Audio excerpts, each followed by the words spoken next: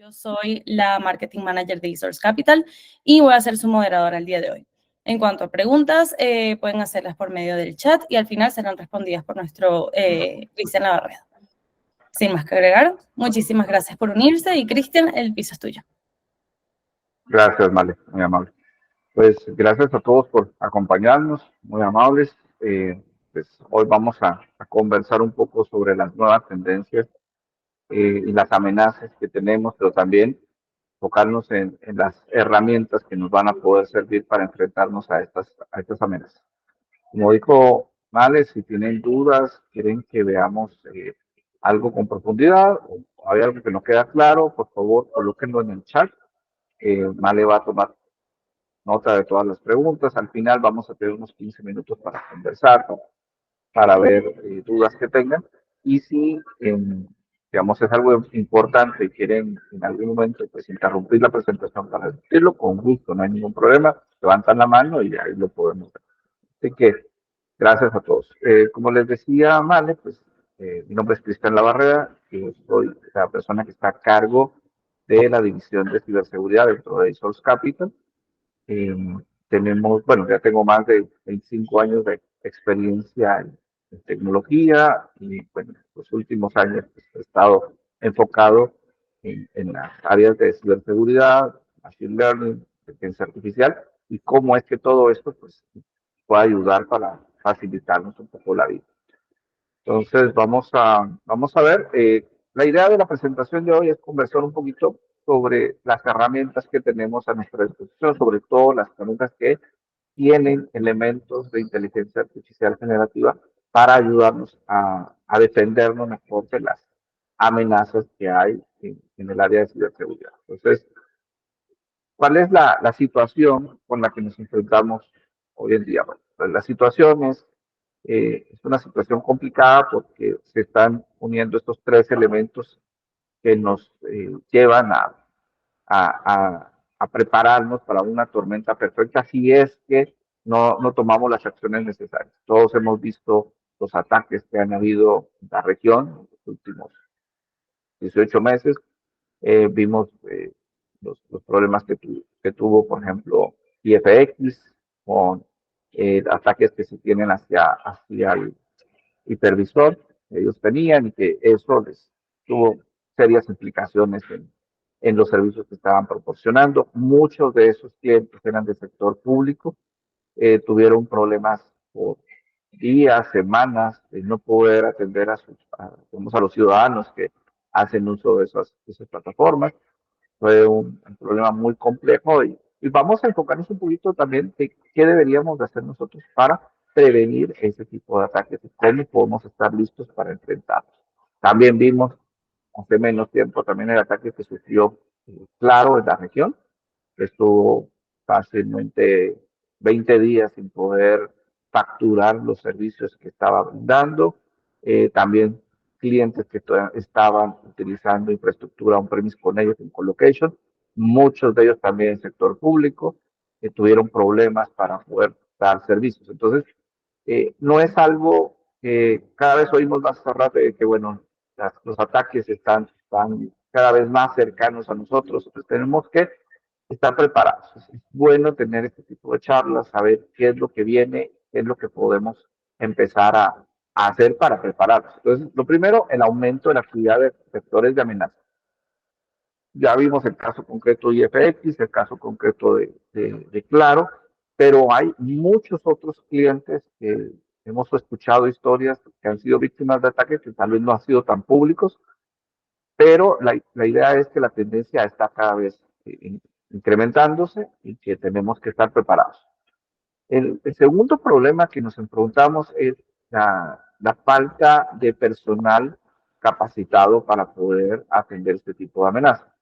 Las habilidades que se requieren para poder entender las amenazas que se dan, los TTPs, las tácticas, las técnicas y los procedimientos que usan los grupos maliciosos, pues requieren de cierta expertise y no solamente una expertise que se pueda obtener con tomar algún curso, con ver algunos videos, usar alguna herramienta, sino que realmente vemos que lo que hace falta es experiencia en el campo, con casos reales, enfrentándose a amenazas reales, y que eso es lo que vemos como un riesgo, porque al no tener esa expertise localmente en cada una de las empresas, pues entonces estamos expuestos a que sean explotadas estas debilidades. Y el otro tema es que también, como hemos visto, la inteligencia artificial y las, digamos, la superficie de ataques se está expandiendo cada vez más. Entonces, con herramientas de inteligencia artificial, también los actores maliciosos están utilizando estas herramientas para automatizar los ataques. Entonces, cuando hablamos de superficie de ataque, es cada vez más las instituciones públicas están contratando servicios que no están, digamos que dentro de su data center, están tercerizados, los tenemos como un proveedor, los tenemos en colocation, los tenemos eh, probablemente en alguna nube pública, y todo esto es lo que nos lleva a tener una superficie, digamos, cantidad cada vez mayor de elementos que pueden ser, que están expuestos a Internet y que pueden ser víctimas de un ataque. Entonces, esos son los tres componentes que se están sirviendo sobre el horizonte de la seguridad de nuestros clientes, y tenemos que estar preparados. ¿Cómo podemos prepararnos en cada uno de estas amenazas? Pues aquí lo vemos aquí con una gráfica, pues el crecimiento de las amenazas, cada vez más cercanas a la industria, a la parte de gobierno, los servicios públicos. Sobre todo los servicios públicos yo veo que estamos especialmente vulnerables porque por muchos años la idea general que se ha tenido en la contratación de servicios en el sector público es que el criterio más importante para la contratación es el precio.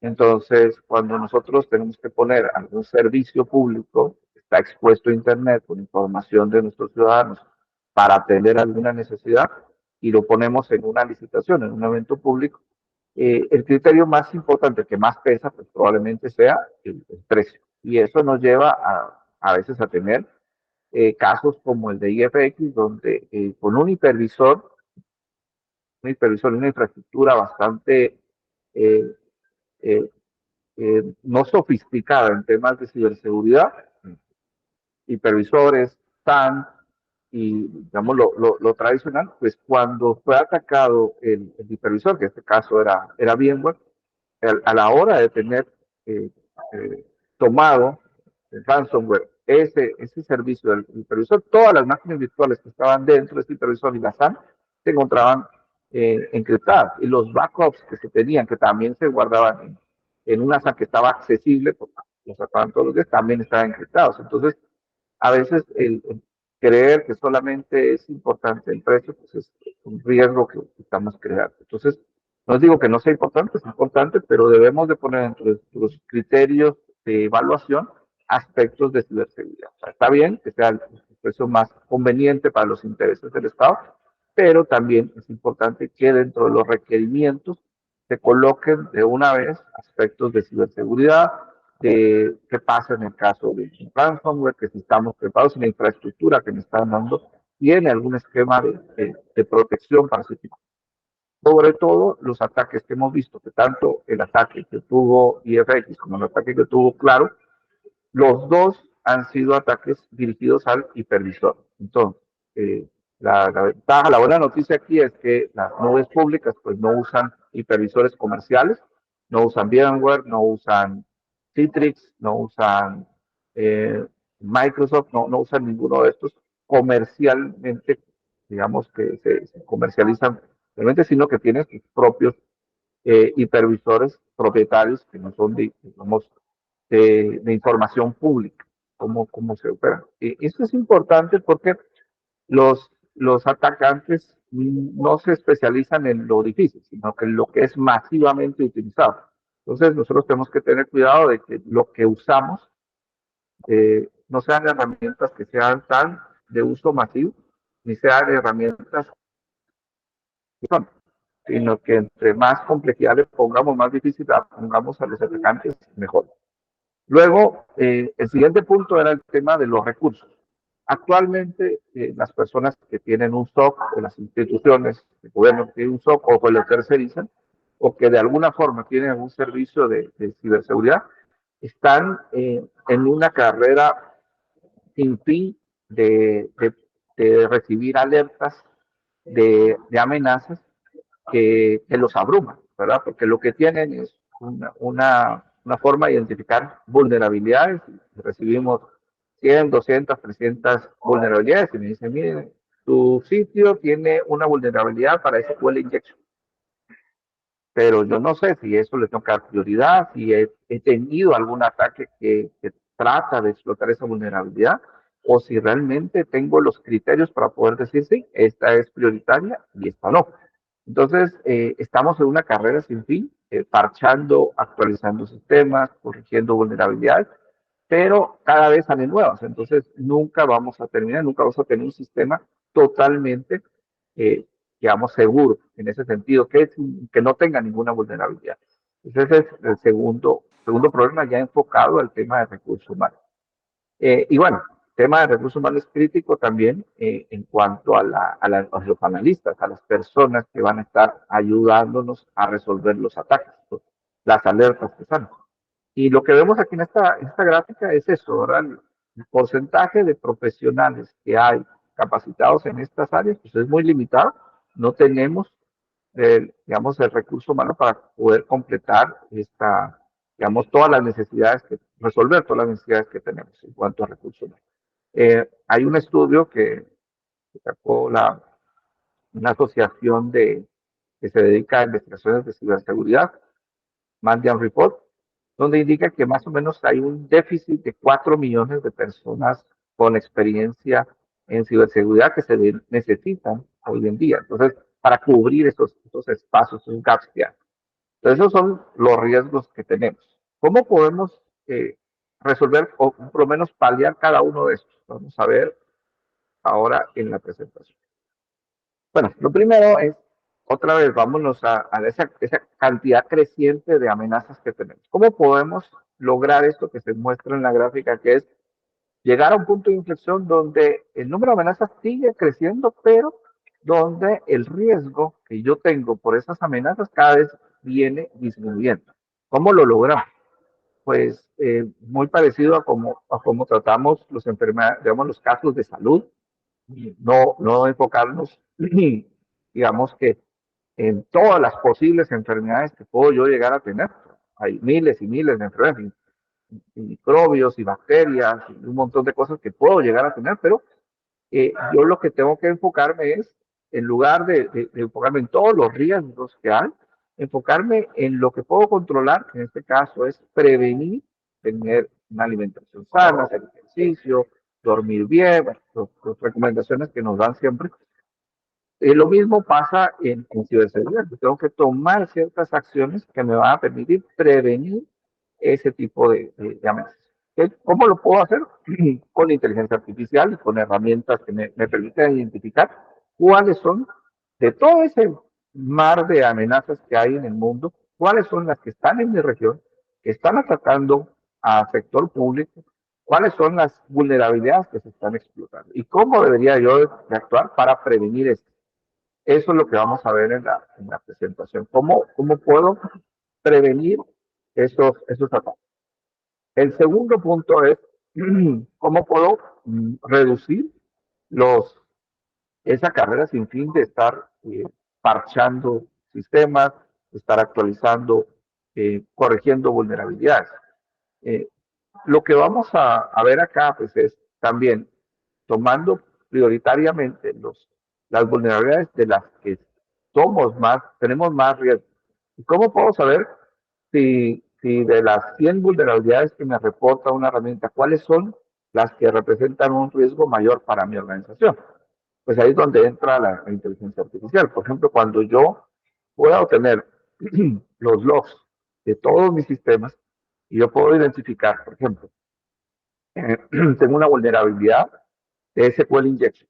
¿Cómo puedo saber si esa vulnerabilidad realmente me afecta o no me afecta? O sea, yo sé que la tengo la versión del software que tiene esa vulnerabilidad, Pero ¿cómo puedo saber si eso es alta prioridad o no? Bueno, analizando los logs puedo ver si hay, si yo he recibido solicitudes tratando de explotar SQL Injection. Entonces yo analizando los logs de las herramientas, digamos, de los sitios web que tengo, los campos que estoy, el usuario y contraseña, yo puedo ver que hay comandos que tratan de explotar esa vulnerabilidad o una parecida. Yo sé que yo puedo ser víctima, estoy siendo víctima de una amenaza real en esa dirección. Entonces, analizando los logs, yo puedo tomar acciones y decir, bueno, tengo que enfocarme en estas cinco prioridades de vulnerabilidades porque yo ya tengo indicios que alguien está tratando de explotar.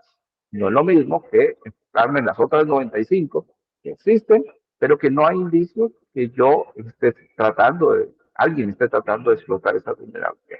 Entonces, eso es muy importante. Y además, tengo que enfocarme en cómo automatizar la labor de parchar, de actualizar, de corregir estas vulnerabilidades. Entonces, eso son dos partes. La primera es identificarlo y priorizar los riesgos y luego automatizar la corrección de las vulnerabilidades. Y por último, ¿cómo puedo hacer para escalar el talento humano de mi equipo? Esto es algo muy importante. Como les decía, lo más importante en el área de ciberseguridad es la experiencia. ¿Tá? Eso es lo que realmente hace la diferencia entre una persona que resuelve, eh, corrige y protege a una organización de las vulnerabilidades de una que no. ¿Y cómo logramos que una persona que está entrando en mi equipo de ciberseguridad, que tal vez está a un nivel básico, nivel junior, que no tiene tal vez toda la experiencia, cómo lo puedo hacer crecer para que llegue a tener ese conocimiento de todas esos riesgos que hay? Pues aquí es donde la inteligencia artificial juega a nuestro favor. Este es como un asistente que voy a tener yo en mi equipo, donde me va a ayudar a analizar los logs, me va a decir, mira, enfócate en esto, en esto y en esto, que me va a permitir ver toda la inteligencia de todas las amenazas que hay, que cientos de equipos de expertos han documentado y han puesto a nuestra disposición para decir, estos son las técnicas, los procedimientos, las tácticas que utilizan los, eh, eh, los malhechores para tratar de explotar estas vulnerabilidades y esto es lo que deberías de hacer para afuera. Ese conocimiento existe. Hay modelos ya especializados en ciberseguridad, como por ejemplo en el caso del modelo PAN2 por Security Google, que es un modelo fundacional, es un modelo que entiende el lenguaje natural, que entiende, que ha sido entrenado para ser especialista en temas de ciberseguridad. Entonces se le ha entrenado con casos reales de ataques, casos reales de cómo corregirlo, cómo prevenirlo, cómo, digamos, eh, enfocarse en las vulnerabilidades más riesgosas y cómo corregir. Entonces, este es el experto que nos va a ayudar a priorizar esta estrategia. Entonces, usamos la inteligencia artificial como un elemento para poder, digamos, protegernos proactivamente de lo que está por venir. Muy bien. Entonces, aquí vemos cómo la inteligencia artificial nos puede ayudar en cada una de estas áreas. Primero, en el tema de Threat Intelligence. Eh, Threat Intelligence es un término que se utiliza mucho para poder conocer las conocer a los atacantes, conocer sus técnicas, conocer sus procedimientos, conocer las campañas, cómo actúan, qué es lo que hacen, cuáles son los IPs que han sido identificados como maliciosos, cuáles son los indicadores de compromiso que dejan.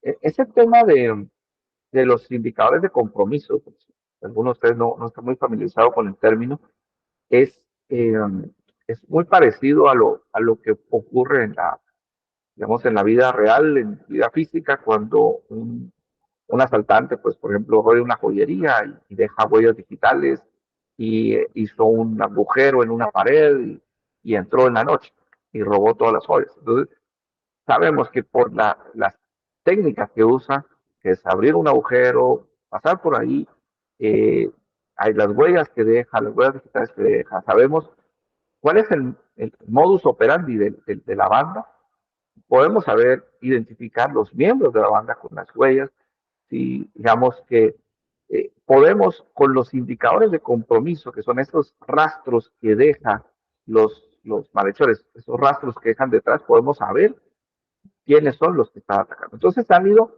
recolectando indicadores de compromiso de muchos ataques a lo largo del tiempo y tenemos un repositorio de indicadores de compromiso. Entonces, cuando nosotros eh, somos víctimas de un ataque, seguramente los procesos, el proceso que sigue el maleante para tener control, digamos, de un servidor, pues va a ser ejecutar ciertos comandos, modificar ciertas llaves del registro, modificar permisos de algunos archivos de sistema, transferir archivos a una IP que ya sabemos que es maliciosa. O sea, hay ya indicadores, rastros, estos son los IOCs, los indicadores de compromiso, que me dan las pistas para saber que estoy siendo víctima de un ataque y de quién estoy recibiendo ese ataque y cuál es la técnica que usa y cuál es la vulnerabilidad que aprovecha. Entonces, con toda esa experiencia, nosotros podemos entrenar, lo hemos entrenado a modelos de inteligencia artificial para prevenir esas cosas. Entonces, la inteligencia artificial es el que me permite, listo para prevenir esas amenazas. ¿Sí? Ahora bien, eh, ¿qué más podemos hacer? También el tema de SecOps es algo que está ganando mucho, eh, digamos, está entrando mucho digamos, a jugar en el tema de seguridad. Por muchos años las operaciones, el Ops de SecOps, esas operaciones estaban totalmente desligadas del equipo de seguridad. Entonces teníamos que el equipo de seguridad encontraba vulnerabilidades y se la mandaba a operaciones para que las corrigiera. Y probablemente le mandaba una lista con 200 vulnerabilidades que obtuvo de un pentest o de un scan de vulnerabilidades. Y dijo, mira, aquí están 200 o 300 vulnerabilidades, correcto. Y sin ningún contexto, sin saber cuáles son las prioritarias, cuáles no. Y lo que hace la gente de operaciones, porque la gente de operaciones tiene otras prioridades. La prioridad del equipo de operaciones es mantener las luces encendidas, que las cosas sigan funcionando. El parchado y el actualizar servicios normalmente están, digamos, afectan esa disponibilidad del servicio, porque yo tengo que probablemente desconectar cosas, bajar cosas, y eso implica programarlas, tener ventanas de mantenimiento, muchas cosas que eh, ponían como en contraposición a los dos equipos. O sea, un equipo buscaba eh, prevenir por la parte de seguridad, prevenir estos ataques y el otro pues tenía el día a día y encima todavía tenía que parchar. Entonces esta combinación de SecOps es eso, es coordinar los esfuerzos de los dos grupos para realmente priorizar cuáles son las amenazas reales que estamos teniendo y cómo podemos automatizar el proceso de corregir esas amenazas.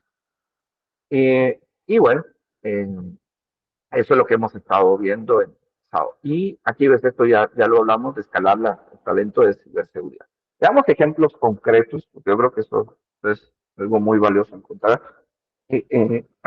¿Cómo, perdón, cómo puedo ver esos ejemplos concretos con la tecnología que me van a mejorar mi postura de seguridad en cada una de estas áreas?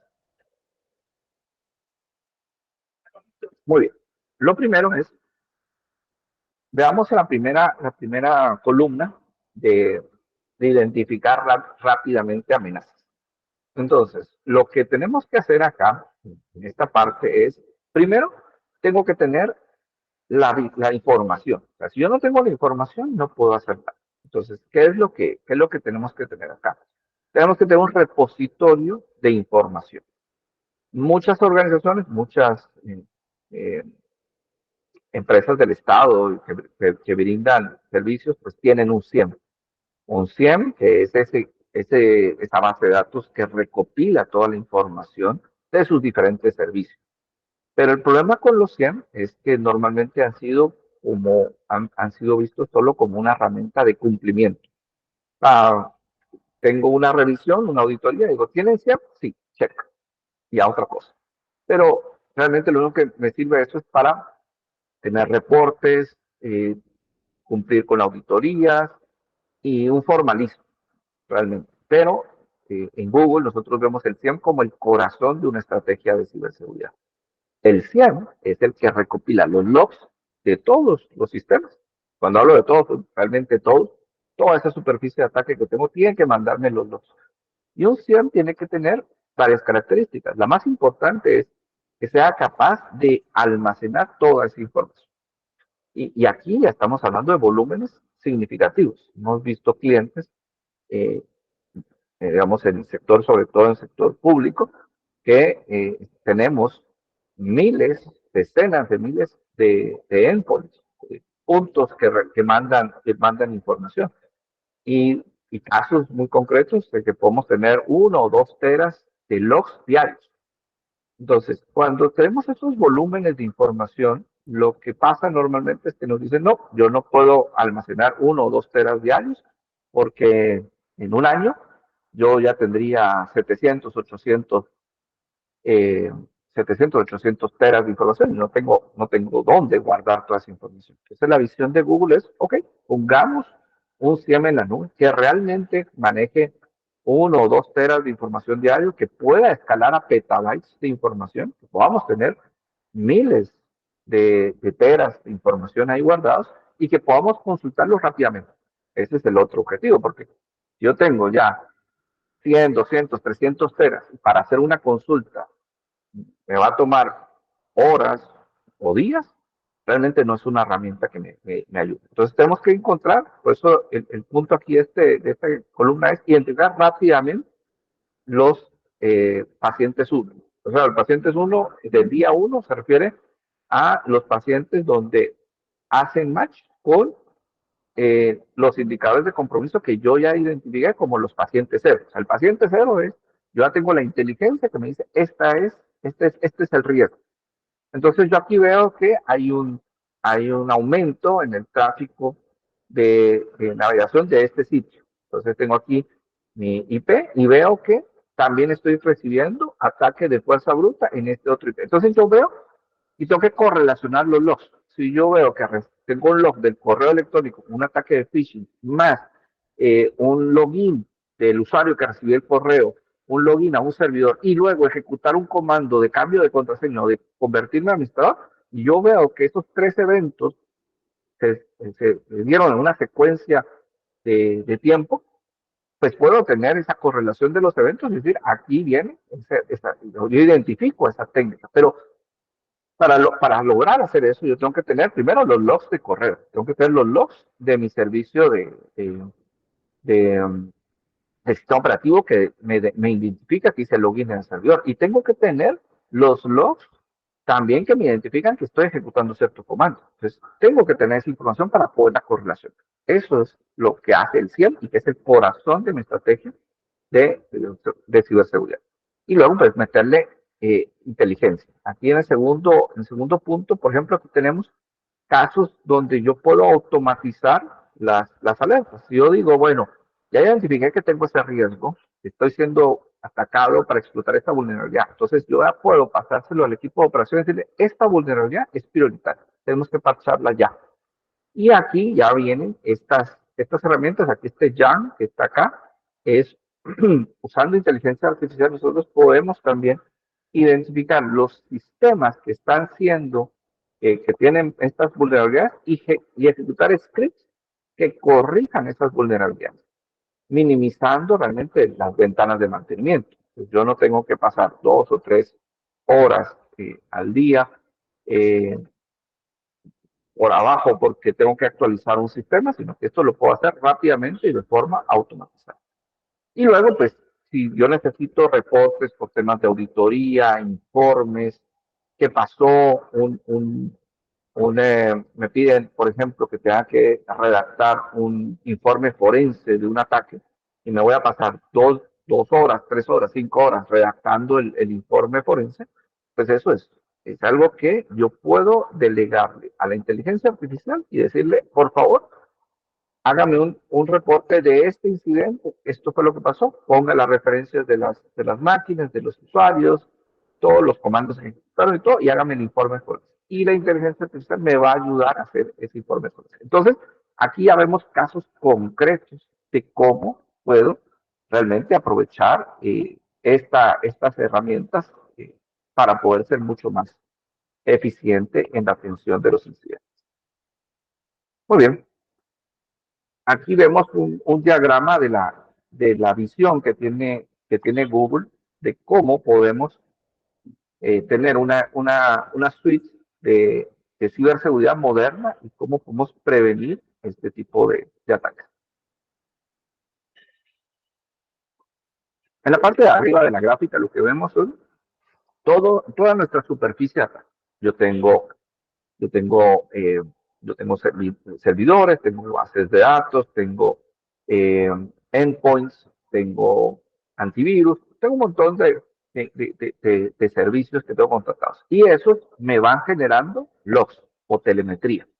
Y esa telemetría me la puede dar un EDR, un XDR, un antivirus, un firewall, un syslog de un sysmon de un Windows, un Viewer, de un Apache, o sea, yo tengo toda esa fuente de información y lo más importante es que la tengo que correlacionar. ¿Y cómo lo puedo hacer? Y aquí es donde entra el SIAM. El SIAM es ese corazón que recopila toda esa información. Y aquí lo más importante es la palabra toda, ¿verdad? Toda la información. Estamos hablando de que el SIAM tiene que tener la capacidad de poder recibir la ingesta de cientos de gigas o teras de información al día y que me permita poderla consultar de forma rápida. Esa es la clave de la estrategia de seguridad. Luego, en el círculo más grande al exterior, vemos la parte de Threat Intelligence, que me enfoca, me da contexto para esos logs. Si yo, por ejemplo, en el log recibo que, este servidor se está conectando a este IP. Es un IP externo, yo no sé quién es el dueño, de dónde es, de qué país, no tengo ni idea, yo solo veo un IP. Y me dicen, yo tengo que tomar la decisión si cortar esa comunicación o no. Y es qué sé yo, la máquina el ministro de mi ministerio. ¿Voy a tomar yo la decisión de cortar esa conexión? ¿Será que es peligrosa? ¿Qué es ese IP? Yo necesito para tomar esa decisión un contexto. Yo necesito que me digan cuál es esa IP, dónde está, ¿verdad? Y eso es lo que logro con el Threat Intelligence. Threat Intelligence me da ese contexto que me dice, sí, mira, esa IP tiene un veredicto de 12 de 80. ¿Qué quiere decir eso? Que hay de los 80 proveedores de seguridad que se consultan, 12 me han reportado que esa IP es maliciosa. Entonces yo ya puedo tomar una decisión con conocimiento y poder bloquear esa conexión. O me dice, no, mira, esa es la IP de un servicio de Windows y está haciendo un update de la máquina.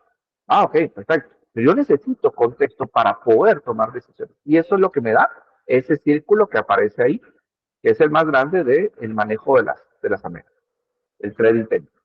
Y abajo, pues tenemos el SOAR, que es la automatización de la respuesta. Entonces yo puedo hacer los playbooks para poder automatizar respuesta cuando estoy siendo víctima de un ataque en tiempo real. Entonces, esa es la visión que tiene. ¿Y cómo es que podemos tener ese contexto que aparece ahí tan grande de inteligencia? Bueno, eso lo vamos a lograr con esto. Esta es la diferencia, esta es la salsa secreta de Google. La salsa secreta es el tamaño. No hay un misterio más grande.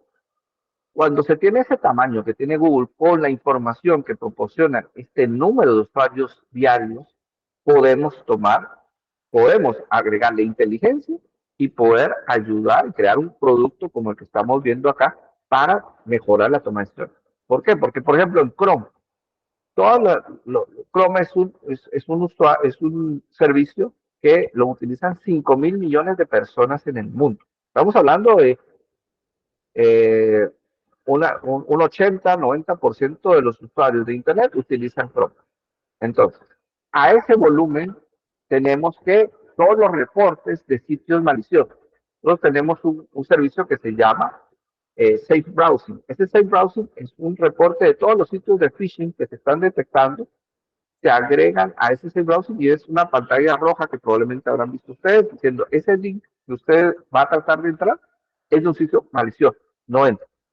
Eso lo logramos con la inteligencia artificial y la colaboración de todos esos millones de usuarios que utilizan igual en el caso de Gmail. Gmail lo utilizan 2.500 millones de personas diariamente. Y esto me permite tener toda esa experiencia de esos 2.500 millones de personas para agregarlo al motor de inteligencia artificial. Para el caso de Virus Total es un servicio que compró ya Google hace más de 10 años, continúa con su nombre, siendo una empresa independiente, Virus Total, y lo que hace es recopila de más de 4 millones de usuarios todos los días que están reportando los indicadores de compromiso, tanto archivos como URLs, en una base de datos que tiene más de 2.400 millones de indicadores de compromiso. Para que tengan una idea de la perspectiva de esto, las herramientas digamos, que ustedes pueden contratar, normalmente un firewall o un antivirus, normalmente le descargan a ustedes una base de datos de indicadores de compromiso con algunos cientos o algunos miles de indicadores de compromiso. La diferencia es que aquí estamos hablando de 2.400 millones de indicadores de compromiso. Entonces estamos, el tamaño en este caso sí es muy importante. Por el otro lado, Chronicle es el CIEM que me permite manejar petabytes de información y poder hacer consultas rápidamente. Eso se logra usando la escalabilidad que ofrece Google. El modelo de inteligencia artificial de Google es tan dinámico que, por ejemplo, fue capaz de detener el ataque de negación de servicio más grande que ha ocurrido en todo el mundo. Es un ataque donde hay más de 398 millones de requests por segundo. Para que tengan una idea, esa cantidad de requests es en un segundo hubieron 398 millones de requests. Esa cantidad es mayor al número de páginas consultadas de Wikipedia en todo un mes. O sea, es como que todas las consultas que se hagan a Wikipedia en un mes se hicieron en un segundo a las páginas de Google. Y Google fue capaz de manejar ese ataque de negación de servicio. Perdón. A ver acá. Muy bien, entonces, ¿cuál es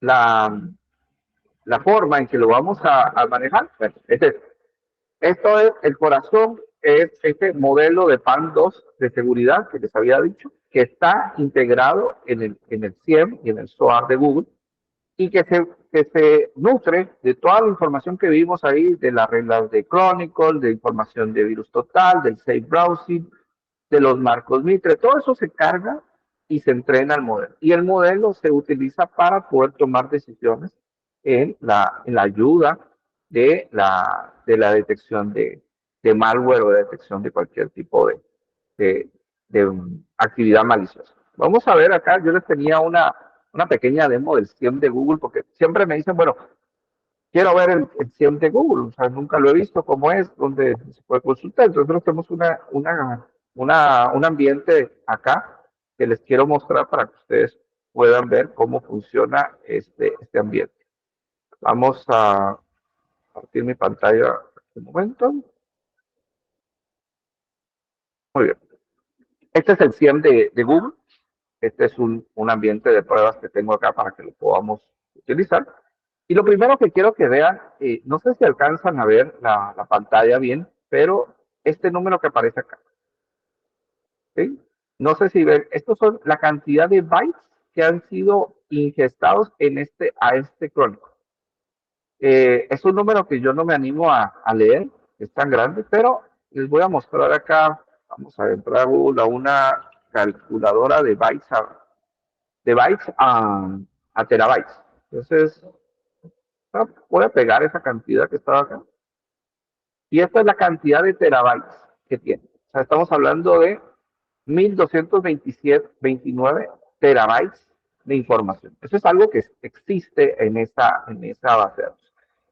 Si lo pongo en petabytes, es 1.2 petabytes. De hecho, el número de logs que estamos cargando ahorita en esta instancia de Chronicle es más o menos de unos 17 teras diarios de información. O sea, ese es el volumen que quiero que ustedes vean que podemos analizar. ¿Y cuál es la idea de Chronicle? La idea de Chronicle es que me permita hacer un análisis rápidamente de esta información, que yo pueda correlacionar todos estos logs y que pueda tomar decisiones. Entonces, por ejemplo, yo puedo escribir aquí el nombre de un usuario. Vamos a ver.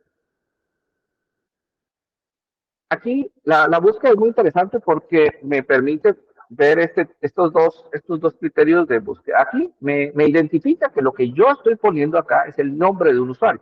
O sea, quiere buscar de este usuario o si lo que quiere buscar es algo diferente, puede hacer una búsqueda por UDM, ¿verdad? Para los campos. UDM es como la estructura de la base de datos que tiene Chronic, que ya tiene ciertas columnas indexadas, o puede hacer una búsqueda digamos, cruda. Entonces yo puedo hacer una búsqueda cruda de tal, digamos, de esta fecha a esta fecha. Y también lo interesante acá es que me dice de qué fuentes. No sé si alcanzan a ver aquí, pero aquí dice qué fuentes. Y solo por curiosidad me voy a poner a ver qué fuentes de información tengo. Este Chronicle que tengo aquí de demo se nutre de diferentes fuentes de información. Se nutre de información que yo tengo en AWS. Yo tengo información que obtengo de un Azure AD. Aquí está, Azure AD. Tengo de Chrome, del navegador Chrome, de CloudStrike, ¿verdad? Tengo información de GCP, de FireEye, de Strahook, vamos a ver, de máquina Linux, de un Active Directory, del endpoint de Microsoft, de scripts que se corren con PowerShell de Microsoft, ¿sí? De Okta, que es un single sign-on, de Sentinel-1, que es un EDR. Tengo información de sistemas Unix, tengo información de sistemas Windows, del antivirus, del DHCP, del Event Window, del Sysmon, de todas estas fuentes, ¿sí? Entonces, y yo puedo hacer búsqueda sobre cada uno de estos, o lo mejor aún, puedo hacer búsqueda completa. Entonces voy a entrar a ver qué pasa con este usuario en particular. Si yo ya me quiero poner más, digamos que más completo, pues puedo hacer, aquí veo la sintaxis de la búsqueda, yo puedo aquí cambiarla, pero si no, no es necesario aprenderse ningún lenguaje de búsqueda, esto es totalmente intuitivo. Y aquí tengo la información de la persona, ¿sí? Tengo información de los assets que tiene, de la máquina que tiene, cuándo fue la primera vez que se vio. Es importante porque si se dan cuenta, yo tengo aquí información de hace un año.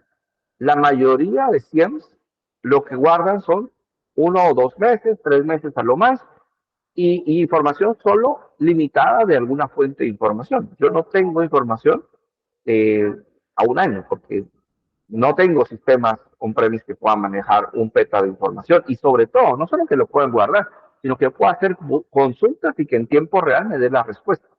Aquí veo cuándo fue la última vez que se conectó y aquí veo las alertas, ¿sí? Las alertas que tiene este usuario. Entonces puedo entrar a ver alguna en particular, las alertas siempre asociadas a esta búsqueda que acabo de hacer. Entonces puedo ver los eventos y las alertas. Y todo esto lo puedo manejar de acuerdo. En este momento hubo este pico. Puedo tener todo asociado a una línea de tiempo que me va a correlacionar los eventos. Por eso les decía que esto es importante porque no es solamente ver, hubo una alerta, sino qué otros eventos hay relacionados en el mismo momento. Aquí, yo como les digo, aquí puedo ver logs que me mandan del PowerShell, puedo ver del system, que aquí se ejecutó este comando, este PowerShell, qué comando se ejecutó, qué archivo se leyó, qué campo del registro se modificó. O sea, tengo toda la información para poder hacer una investigación de este proceso. Y puedo ir directamente a los eventos. Si yo quiero ver, aquí hay un evento que tiene relación con el Active Directory, con ejecución de comandos. Puedo ver también qué tan riesgoso es. Yo puedo ir a las alertas y los indicadores de compromiso y puedo ver, bueno, aquí tengo esta alerta de este servidor. Me da en un lenguaje que yo pueda entender cuál es el riesgo que estoy teniendo de esta alerta y cuál es digamos, hacia dónde puedo ir qué es lo que puedo hacer para ir a mitigar, ¿sí? Entonces, todo esto es muy, muy importante porque me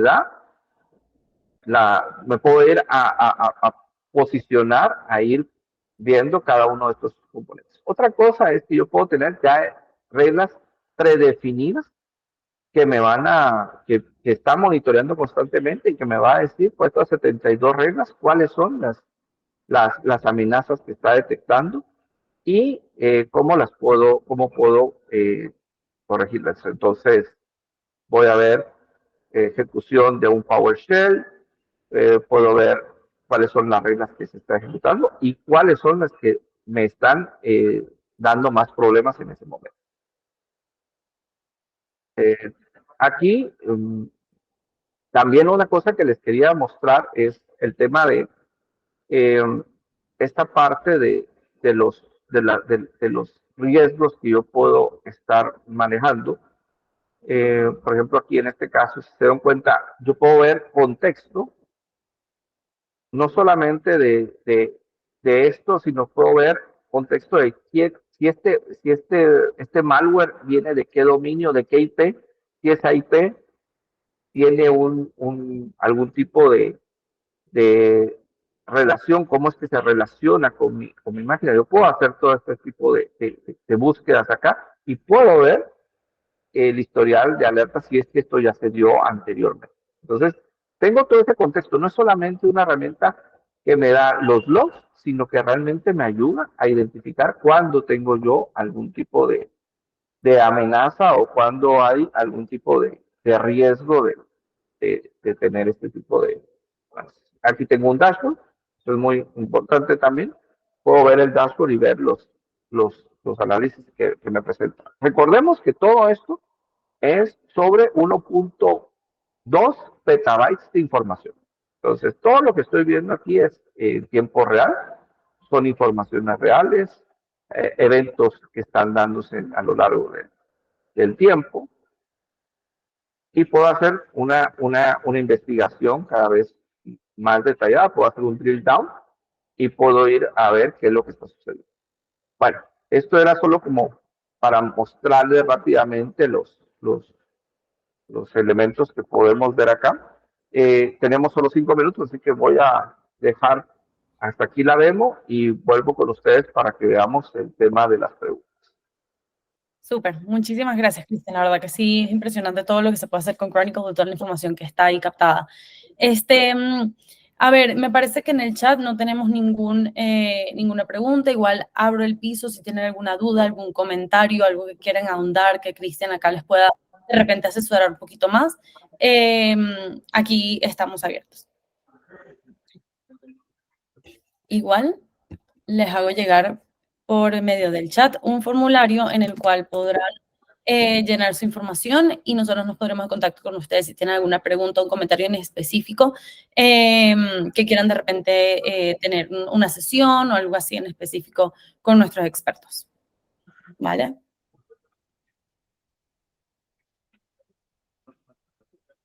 Súper. Pues sí, Cristiano, la verdad que muchísimas gracias también por darnos toda esa información, la verdad súper, súper completa. Yo creo que esto nos da una interesante sobre lo que se está viendo en el mercado hoy en día y todo lo que se está viendo en temas de amenazas y cómo lo podemos combatir. Muchas gracias. Gracias a ustedes por acompañarnos y como bien dice Male, si tienen dudas, más adelante podemos ver casos por casos y irlos ayudando en lo que se necesita. Justo. Igual esta sesión va a ser grabada, se las haré llegar una vez que ya tengan la grabación y todo lo demás, ya usted lo van a recibir en su correo. ¿Vale?